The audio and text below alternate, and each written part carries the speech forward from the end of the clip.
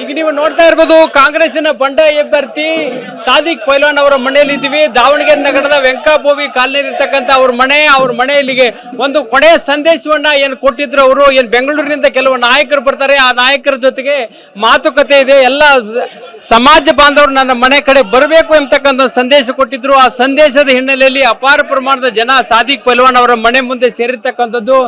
ಸಾದಿಕ್ ಪೈಲ್ವಾನ್ ಹಮ್ ತುಮಾರಿ ಸಾಥ ಎಂಬತಕ್ಕಂಥ ಘೋಷಣೆಗಳನ್ನ ಕೂಗ್ತಾ ಇರ್ತಕ್ಕಂಥದ್ದು. ಜೊತೆಗೆ ಯಾವುದೇ ಕಾರಣಕ್ಕೂ ಕೂಡ ನಾಮಪತ್ರ ವಾಪಸ್ ಪಡಿಬೇಡಿ ಎಂಬತಕ್ಕಂಥ ಸಂದೇಶವನ್ನು ಕೂಡ ಹೇಳ್ತಕ್ಕಂಥದ್ದು.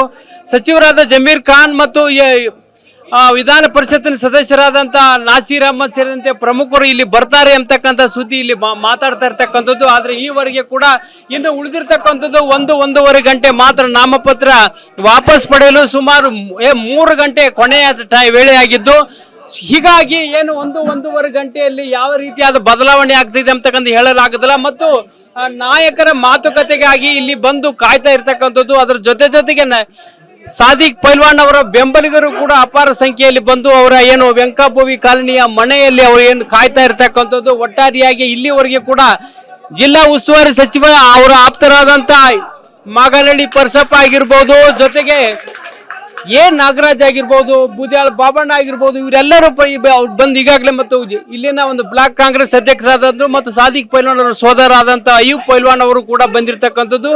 ಒಂದು ರೀತಿ ಮಾತುಕತೆ ನಡೀತಾ ಇದೆ. ಆದ್ರೆ ಇಲ್ಲಿ ಆಕ್ರೋಶಭರಿತವಾದ ಮಾತುಗಳು ಕೂಡ ಕೇಳಿ ಬರ್ತಾರೆ. ನಾನು ನೋಡ್ತಾ ಇರ್ಬೋದು ನೀವು, ಎಲ್ಲರೂ ಕೂಡ ಏನು ಸಮಾಜದ ಹಿತದೃಷ್ಟಿಯಿಂದ ಈ ಸಲ ಏನು ಕಾಂಗ್ರೆಸ್ ಅಲ್ಪಸಂಖ್ಯಾತರಿಗೆ ಟಿಕೆಟ್ ನೀಡುವಲ್ಲಿ ವಿಳಂಬ ಏನು ತಪ್ಪು ನಿರ್ಧಾರ ತೆಗೆದುಕೊಂಡಿದೆ, ನಾವೆಲ್ಲರೂ ಸೇರಿ ನಿಮ್ಮ ಜೊತೆ ಇದ್ದೀವಿ ಅಂತಕ್ಕಂಥ ಮಾತುಗಳು ಕೇಳಿ ಬರ್ತಾ ಇರ್ತಕ್ಕಂಥದ್ದು.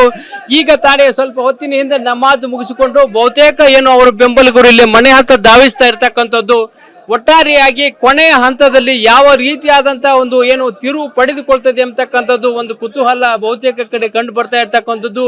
ಇನ್ನೂ ಕೂಡ ಜನ ಅಲ್ಲಿಂದ ನಡೆದುಕೊಂಡು ಬರ್ತಾ ಇರ್ತಕ್ಕಂಥದ್ದು. ಈ ಸುಡು ಬಿಸಿಲಲ್ಲೂ ಕೂಡ ಏನು ಸಾದಿಕ್ ಪೈಲ್ವಾನ್ ಅವರಿಗೆ ಬೆಂಬಲವನ್ನ ವ್ಯಕ್ತಪಡಿಸ್ತಾ ಇರ್ತಕ್ಕಂಥದ್ದು.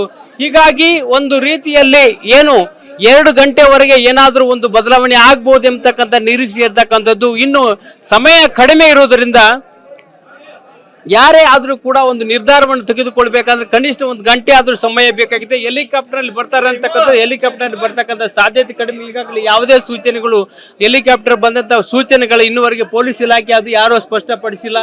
ಹೀಗಾಗಿ ಒಟ್ಟಾರೆಯಾಗಿ ಏನು ಇವತ್ತು ಸಾದಿಕ್ ಪೈಲ್ವಾನ್ ಅವರು ಏನು ಬಂಡಾಯ ಕಾಂಗ್ರೆಸ್ ಅಭ್ಯರ್ಥಿ ಇದ್ದಾರೆ, ಅವರ ಒಂದು ಮನೆ ಮುಂದೆ ಒಂದು ರೀತಿಯಾದ ಹೈ ಡ್ರಾಮಾ ನಡೀತಿದೆ. ಇದು ಯಾವ ತಿರುವು ಪಡೆದುಕೊಳ್ತಿದೆ ಅಂತಕ್ಕಂಥದ್ದು ಮಾತ್ರ ಈಗ ಹೇಳಲಿಕ್ಕೆ ಆಗದಂತ ಸ್ಥಿತಿ ಇರ್ತಕ್ಕಂಥದ್ದು. ಕ್ಯಾಮರಾಮನ್ ರಾಮೊಂದಿಗೆ ಬಸವರಾಜ್ ದೊಡ್ಡಮನಿ, TV9 ದಾವಣಗೆರೆ.